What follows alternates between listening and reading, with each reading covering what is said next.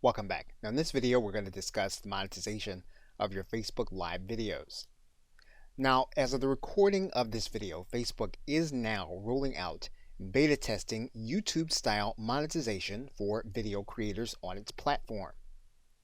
And this will be for those that upload videos to their pages as well as those who do live videos. Now, the nature of live video monetization is going to be different from the uploading of videos. The monetization will take place in the form of what is called ad breaks in Facebook. And this will occur while the individuals are going to be watching, and the ad breaks will occur also after the video has been completed. Now, in a very recent blog article, the following facts are in place for live video monetization.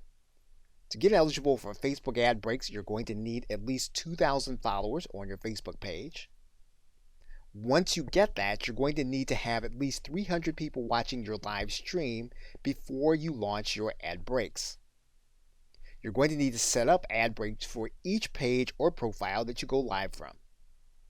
And once your live broadcast is ended, you'll continue to make money as people watch your video once it's been posted.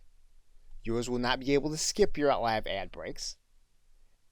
And live broadcasters that have received copyright and community standards warnings will not be eligible to use the ad breaks feature. And then the split for Facebook video advertising is the same as with YouTube at 55% to 45%, meaning that you'll get 55% of the ad revenue and Facebook will get 45%. And you'll want to keep this in mind as you build your Facebook presence and you determine where you're going to be doing your live content. Now, for a full explanation, please visit the article by Akshay Chandra at the web address that you see on your screen. Okay, so with that, thanks, and I will see you in another video.